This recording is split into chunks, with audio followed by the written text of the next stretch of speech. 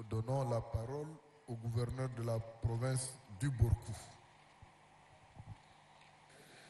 Avant de faire un état de lieu de la province du Borkou, je voudrais remercier les plus hautes autorités du pays, en l'occurrence le président de transition, président de la République, chef de l'État, d'avoir instruit le gouvernement d'organiser la conférence de gouverneurs sous le thème principal, les chefs des unités administratives face aux défis de refondation du Tchad réconcilié et uni.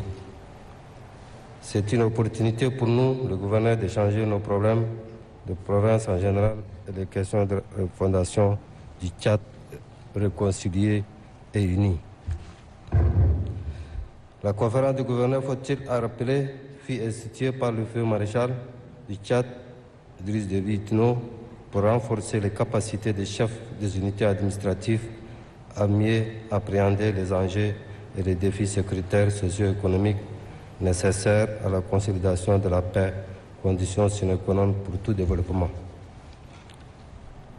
Je me réjouis de la tenue de cette conférence, cette importante rencontre qui nous permettra d'évaluer l'état de nos provinces, mesurer le chemin parcouru depuis la dernière conférence et surtout dégager les solutions aux problèmes que rencontrent nos provinces respectives.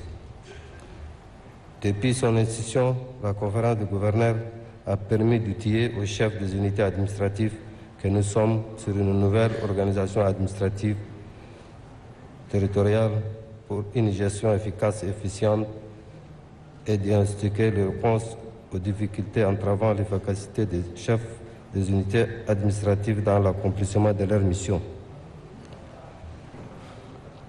Excellence, Monsieur le Président du Présidium, permettez-moi de vous donner un aperçu sommaire de la province de Borkou que j'ai l'honneur de la diriger depuis bientôt 6 mois.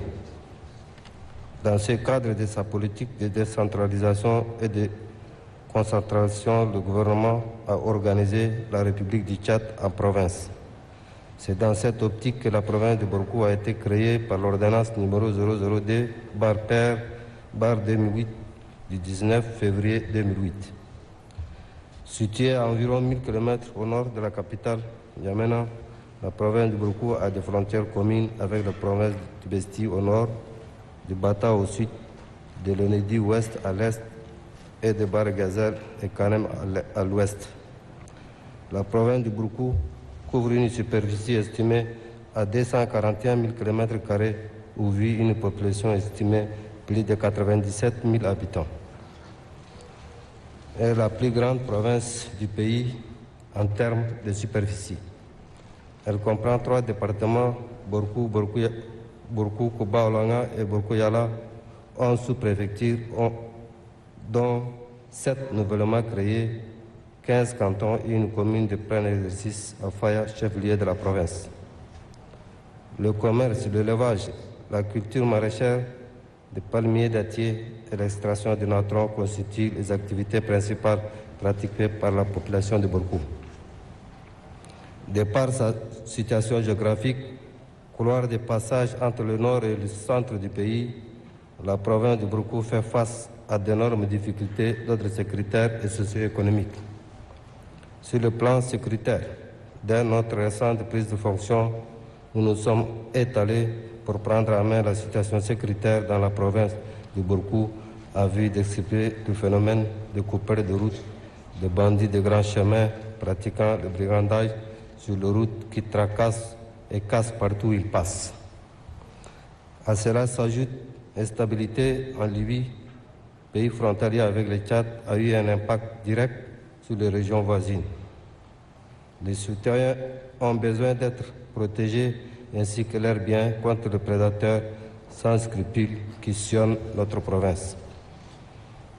C'est ainsi que nous avons mis en place une commission mixte de sécurité constituée des éléments de la zone de défense de la Légion de la Gendarmerie nationale, du groupement de la GNT et de la délégation provinciale de la police qui effectue des missions dans l'ensemble de la province pour traquer le coupeur de route, le braqueur, le voleur, à main armée et autres. La mission de la commission mixte de sécurité nous a permis d'appréhender plusieurs personnes suspectes et récupérer des armes de guerre. Plusieurs voyageurs clandestins ont été refoulés vers leur région de prévenance par la même mission. Cependant, la commission mixte de sécurité rencontre beaucoup de difficultés liées pour la plupart au manque de moyens matériels, roulants et humains.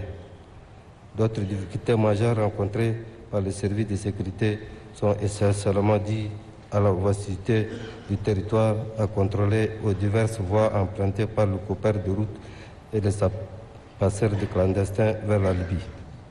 Malgré le travail remarquable abattu par la commission mixte de sécurité, la province de Broukou n'est pas totalement assainie de ces malfrats qui rendent la vie difficile aux paisibles citoyens. En ce qui concerne le conflit intercommunautaire, la province de Broukou n'est pas affectée directement par ces phénomènes. Il y a parfaite et excellente cohabitation entre les autochtones et les allogènes. S'agissant de l'économie, elle est dominée par l'exploitation traditionnelle de dattes, l'extraction traditionnelle de natron et du sel, le commerce de marchandises venant de la Libye et l'élevage surtout transhumant. La province du Broukou abrite un important cheptel constitué essentiellement de camélins.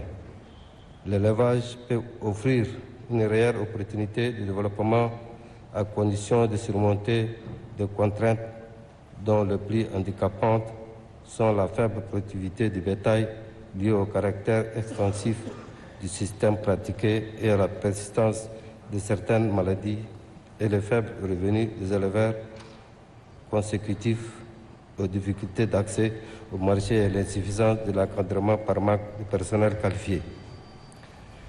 Les secteurs sociaux. Au titre de ces secteurs, notre exposé se focalisera sur l'éducation, la santé et la question des jeunes. S'agissant du système éducatif dans la province de Broukou, il est complètement chamboulé ces dernières années par manque criard des enseignants à tous les niveaux et retard dans la reprise des cours. Ce qui a fait que plusieurs écoles n'ont pas ouvert leurs portes cette année. On déplore la baisse du niveau et de la qualité d'enseignement sur les efforts cumulés de facteurs suivants. Insuffisance des enseignants qualifiés, ratios par salle de classe trop élevés, insuffisance des équipements scolaires, retard dans la reprise de cours. Il faut signaler aussi l'inexistence d'établissements de l'enseignement supérieur dans toute la province de Broukou. En ce qui concerne le système sanitaire, la province de Broukou dispose d'un hôpital régional à Faya, centre de 3 districts sanitaires, dont celui du département de Kouba n'est pas encore fonctionnel. Ces structures sont loin de couvrir les besoins en soins même primaires de la population. Cela s'ajoute à l'existence des infrastructures pouvant abriter les services de santé dans le département de Kouba et celui de Bokouyala. Question des jeunes. Du fait de son poids dans la population, cette tranche d'âge mérite une attention particulière, surtout sous l'angle de formation professionnelle et d'emploi. Par manque d'une opportunité dans ce domaine, le risque de déperdition des bras valides est grand. Ce risque est amplifié surtout par la découverte de l'or dans la région du Tibesti et la zone frontalière du Tchad avec la Libye. Pour lutter contre ces phénomènes, les véritables pôles de développement doivent être rapidement explorés, identifiés et mis en œuvre en vue de maintenir ces jeunes et atténuer les conséquences. La question des jeunes est un maillon essentiel pour toute politique de développement. C'est pourquoi la mise en valeur des potentialités économiques de la province de Broukou est plus que nécessaire. Nous osons croire qu'avec le projet de création de 50 000 emplois aux jeunes Tchadiens lancé le 24 juin 2022 par le chef de l'État, général Mohamed Driss Déby, et d'autres initiatives prises par le gouvernement en faveur des jeunes pourraient réduire considérablement les aventures faites par les jeunes à la recherche d'emploi au péril de leur vie. Par ailleurs, nous profitons de cette occasion pour remercier une fois de plus le président de transition, chef de l'État, de ses efforts inestimables par le bien-être de la population tchadienne en général et celle de province de Broukou en particulier. Malgré la situation économique difficile que connaît notre pays, plusieurs chantiers de construction ont été démarrés dans la province de Borkou, notamment le chantier de construction du marché moderne à Faya, le chantier de construction de l'hôpital provincial à Faya, le chantier de construction du tronçon Faya-Miski, le chantier de construction de la maison d'arrêt à Faya, et d'autres sont en vie, celui de la construction de voiries urbaines de 16 km à l'intérieur de la ville de Faya et la construction du siège de l'agence d'une banque commerciale. Par le passé, la province n'a jamais bénéficié autant des infrastructures socio-économiques. C'est pourquoi la population de la province de Borkou remercie par ma voix pour toutes ces réalisations, réitère son soutien indescriptible au président de transition et à son gouvernement. La refondation du Tchad est intimement liée, à notre avis, à la mise en œuvre de conclusions du dialogue national inclusif et souverain qui nécessite une large vulgarisation. Pour ce faire, il faut multiplier les ateliers de vulgarisation, de résolution et de recommandation du DENIS, pour que toutes les forces vives, corps constitués, partis politiques, sociétés civiles, organisations professionnelles, personnes, ressources, chefs traditionnels, les religieux du pays s'approprient de ces résolutions pertinentes et recommandations innovantes issues de ces assises. Déjà au cours des différents déplacements et rencontres dans la province de Borkou, les autorités administratives ne cessent de sensibiliser la population sur le bon vivre ensemble qui repose sur le respect mutuel, l'accentuation de la pluralité culturelle et religieuse, etc. Monsieur le Président, je voudrais saisir cette occasion pour faire quelques recommandations à l'attention du gouvernement dans le souci de contribuer à l'amélioration des conditions de travail et de fonctionnement régulier des services techniques déconcentrés de l'État d'une manière générale dans notre pays et la province de Borkou en particulier. La tenue régulière de la conférence gouverneur chaque année qui permettra aux chefs des unités d'échanger et discuter sur les sujets brûlants de l'heure. La dotation des services de sécurité en moyens roulants et renforcement de leur effectif. Rendre effectif l'accès aux services de base, notamment de santé et d'éducation, en affectant les enseignants et personnels soignants qualifiés. La construction des infrastructures sanitaires et éducatives adéquates, ainsi que le bureau et les résidences des autorités administratives.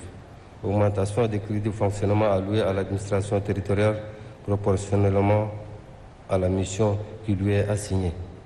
Augmentation des traitements des autorités administratives, préfets, secrétaires généraux, départements et sous-préfets